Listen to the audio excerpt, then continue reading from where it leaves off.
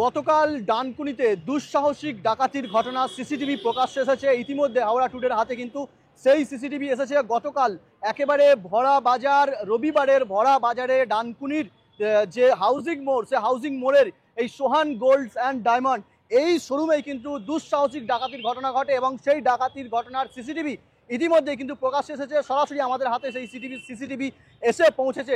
দেখানোর চেষ্টা করবো। সেই সিসিটিভিতে দেখা যাচ্ছে যে প্রায় 4 জন ডাকাত, তারা ডাকাত দলের যে 4 জন ডাকাত, তাদের মধ্যে 3 জন যে গহনাগুলো, সেই গহনাগুলো একটি ব্যাগে ভরার চেষ্টা করছে এবং একজন, তাদের মধ্যে একজন সদস্য, সে কিন্তু যে শোরুমের যারা স্টাফ রয়েছে তাদের হাত বেঁধে, অর্থাৎ এক জায়গায় সোফার মধ্যে বসিয়ে হাত বাঁধার চেষ্টা করছে। সরাসরি সেই সিসিটিভি কিন্তু ইতিমধ্যেই প্রকাশ্যে এসেছে এবং টানা 20 মিনিট ধরে কিন্তু এই অপারেশন চালিয়েছে ওই ডাকাত দল এবং 20 মিনিট ধরে এই অপারেশন চালানোর পরেই কিন্তু এই রাস্তা ধরেই, যে শোরুমে যাওয়ার যে রাস্তা, এই রাস্তা ধরেই কিন্তু তারা বের হয় এবং যেটা জানা যাচ্ছে এখনো পর্যন্ত পুলিশ সূত্রে প্রায় 2টি বাইকে করে তারা কিন্তু এসেছিল এবং 2টি বাইকই কিন্তু ইতিমধ্যেই পুলিশ বাজেয়াপ্ত করেছে। একটি উত্তরপাড়া রেল স্টেশন থেকে এবং আরেকটি গোবরার কাছ থেকে।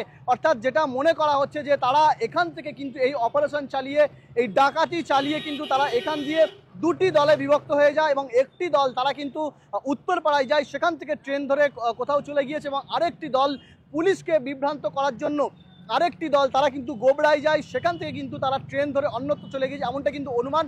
এবং ইতিমধ্যেই সেই ঘটনা কিন্তু সিসিটিভি প্রকাশ্যে এসেছে। যেটা জানা যাচ্ছে প্রায় কয়েক কেজি সোনা কিন্তু তারা লুটপাট চালিয়েছে। 20 মিনিট ধরে লুটপাট চালিয়ে কিন্তু তারা এখান থেকে চম্পট দেয়। স্বাভাবিকভাবেই ডানকুনির যে সোনা ব্যবসায়ী, তাদের মধ্যে একটা আতঙ্ক ছড়িয়েছে।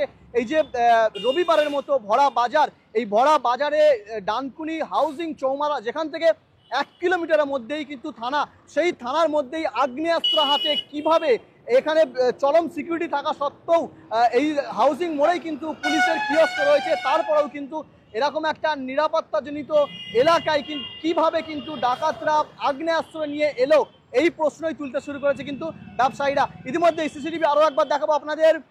হাওড়া টুডের হাতে কিন্তু সিসিটিভি ইতিমধ্যে এসে পৌঁছে যায়। সিসিটিভিতে দেখা যাচ্ছে, যেটা পরিষ্কার দেখা যাচ্ছে, 4 জনের একটি দল তারা অপারেশন কিভাবে চালাচ্ছে।